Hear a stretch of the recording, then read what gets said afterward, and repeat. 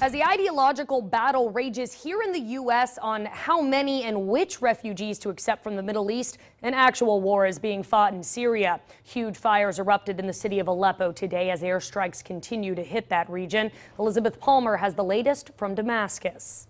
It was both warplanes and artillery pounding rebel-held areas last night.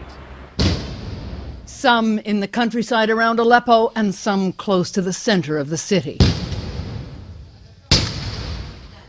Activists say white phosphorus was dropped, a controversial weapon which keeps burning with ferocious heat once it lands, although there is no way to confirm this.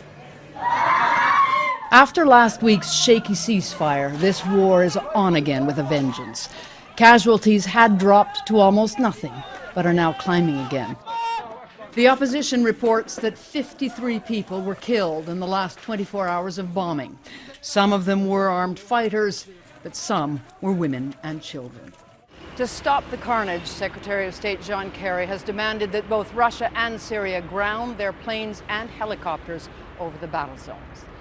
Elizabeth Palmer, CBS News, Damascus. Meanwhile, here in Texas, Governor Greg Abbott is telling the federal government that Texas won't participate in the National Refugee Resettlement Program if feds don't agree to more vetting of the refugees. Governor Abbott and many others say we're opening ourselves up to potential terrorists by having what they call a lax screening process. Here with more is Dr. Greg Gause, the head of international affairs in the Texas A&M Bush School. Dr. Gause, thanks so much for being here with us. My pleasure. Absolutely. So apparently Governor Abbott and Texas officials are telling the federal government, hey, we don't want any more refugees until we get more and better screening. What do we know about that screening process for refugees right now? Well, we know it's very extensive Sure. because we haven't taken that many refugees. It's taken a number of years to get the number of refugees that we have in the country now. So I think that the idea that there's something more that can be done is it's an exaggeration. Is there more transparency? Could the screening process be more open? Could we know more about it? Well, I wonder about openness in a screening process because what is going to be done with that information? Is every rumor, is every lie told about somebody going to be plastered up on the internet? So far, we've had a pretty good track record in the United States in terms of vetting refugees coming in. And I don't see any reason why that couldn't continue. Well, sure, and that's my next question is historically, how much of a problem has this been? Have we seen a lot of refugees come into this country who then turned out to be terroristic threats? Well, we haven't seen many refugees who've come in. Obviously, there are homegrown threats, Sure. right? But they tend to be homegrown, not people coming in from the outside. The 9/11 hijackers are a different story. They came here expressly to do the attacks of 9/11, but they weren't refugees. They came in on tourist visas. Based on what you know about Middle Eastern politics and what's happening specifically in Syria right now, who are these refugees? Who are these people who are trying to come to our country? I think they cut across the spectrum of people in Syria because no one has been unaffected by the fighting, which has gone all across the country.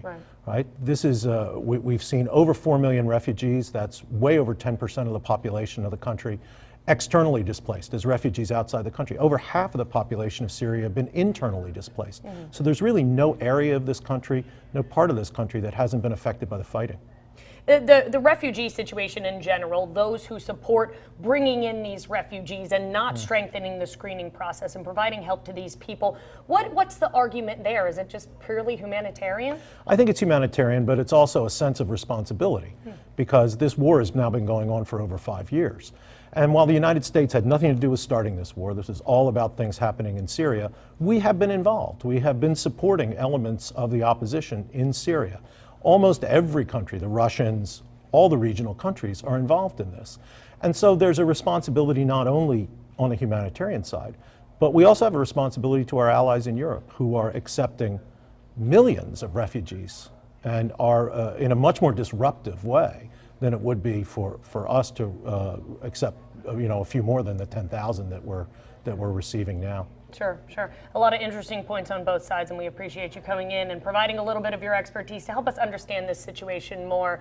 Any idea if Governor Abbott's idea, of Texas's idea of saying no to the federal government, saying no, we're not going to accept those ideas, will that work? Well, I've only lived in Texas for a couple of years. Sure. But I've found Texans to be very open and very welcoming. And I actually think that these refugee communities would strengthen Texas. There's a strong Arab American community here in Texas, which would be, I think, the core of a receiving group for these refugees coming from Syria. And the Arab Americans in Texas have contributed enormously to the success of the state. And I think that this could be part of a continued success. Plenty to think about. Dr. Greg Gause from the Texas A&M Bush School, thanks so much for coming in, shedding a little light on this for us. My pleasure. Absolutely. Stick with us. We have a whole lot more First News at 4 coming up right after the break.